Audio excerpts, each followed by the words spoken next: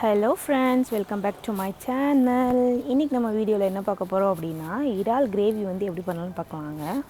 அதுக்கு முன்னாடி நம்ம சேனலை சப்ஸ்கிரைப் பண்ணாட்டி சப்ஸ்கிரைப் பண்ணிடுங்க. வாங்க வீடியோக்குள்ளே போகலாம்.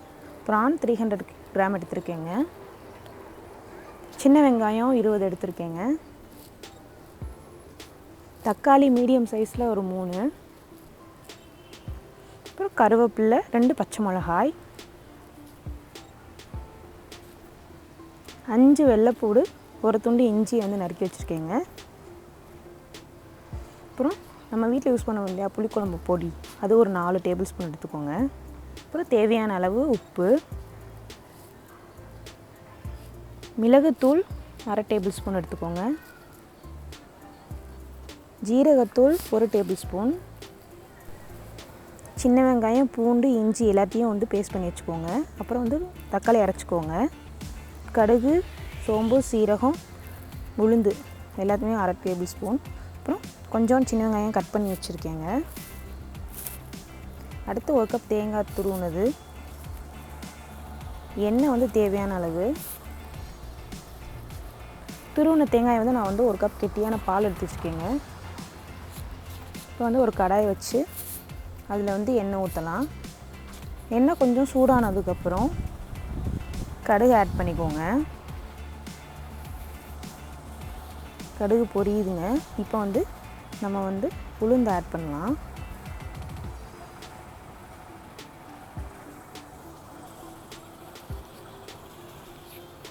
அதுக்கப்புறம் சீரகம், சோம்பு ரெண்டையுமே ஆட் பண்ணிவிட்டு எல்லாமே கொஞ்சம் பொரிஞ்சோன்னையும்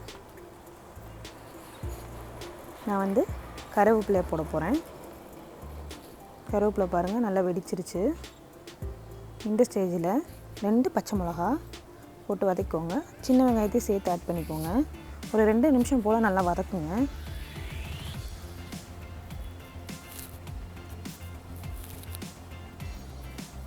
ரெண்டு நிமிஷத்துக்கு அப்புறம் நம்ம அரைச்சி வச்சுருக்கோம் இல்லையா பேஸ்ட்டு, சின்ன வெங்காயம் பூண்டு இஞ்சி எல்லா பேஸ்ட்டையும் ஒன்றா போட்டு அதையும் வந்து ஒரு 3 நிமிஷம் போல் நல்லா வதக்குங்க. பச்சை வாசனை போகிற வரைக்கும் வதக்குங்க.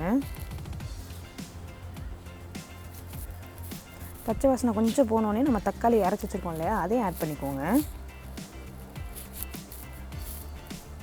இப்போ உப்பு சேர்த்துக்கிறேன். கொஞ்சம் தக்காளியும் வெங்காயம் வந்து நல்லா வதங்கும். நல்லா வதங்கினதுக்கப்புறம் ஒரு 5 நிமிஷம் கழித்து நம்ம பெப்பர், ஜீரகத்தூள், அப்புறம் குழம்பு சில்லி பவுடர் எல்லாத்தையும் ஆட் பண்ணிவிட்டு நல்லா பச்சை வாசனை போகிற வரைக்கும் வதக்குங்க.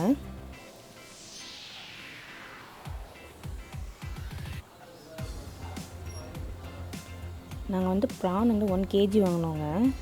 அதை க்ளீன் பண்ணதில் வேஸ்ட் பார்த்திங்கன்னா 700 கிராம் போயிடுச்சு. 1 kg ப்ரானுக்கு 300 கிராம் தாங்க கிடைக்கிது நம்மளுக்கு. இப்போ வந்து ப்ரானை வந்து ஆட் பண்ணிக்கலாம். ஆட் பண்ணதுக்கப்புறம் மசாலாவை அப்படியே அந்த ப்ரானில் படுற மாதிரி நம்ம மெதுவாக வந்து இப்படி கிளறி விட்டுக்கோங்க.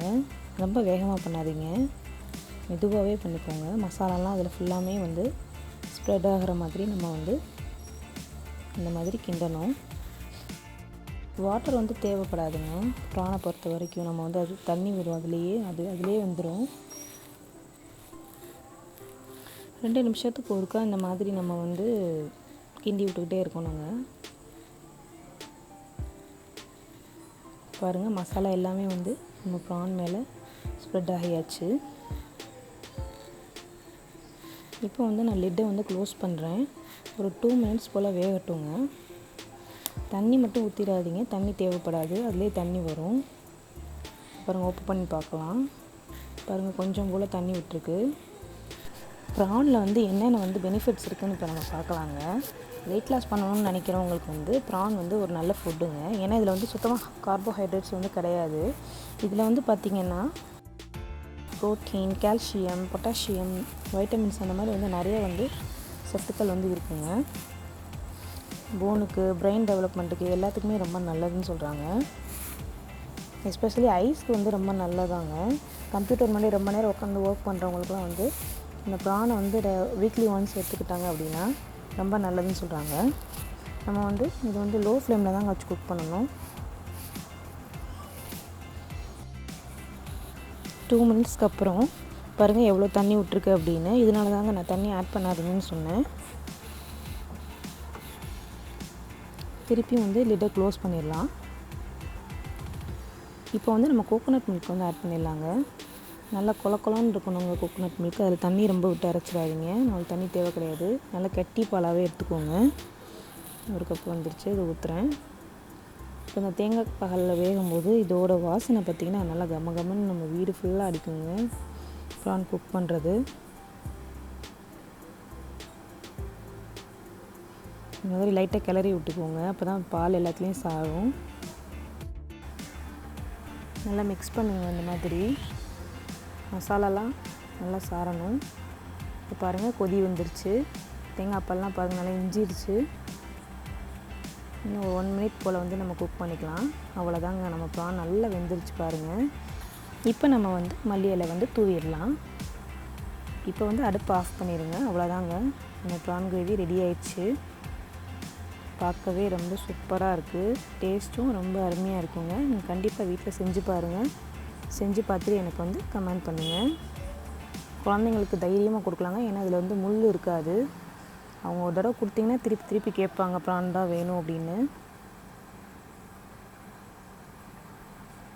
இந்த வீடியோ உங்களுக்கு பிடிச்சிருந்துச்சுன்னா லைக் பண்ணுங்கள், ஷேர் பண்ணுங்கள், கமெண்ட் பண்ணுங்கள். மறக்காமல் பெல் ஐக்கானை கிளிக் பண்ணுங்கள். அப்போ தான் நான் போடுற வீடியோ உங்களுக்கு வந்து நோட்டிஃபிகேஷனில் காமிக்கும். தேங்க்ஸ் ஃபார் வாட்சிங்.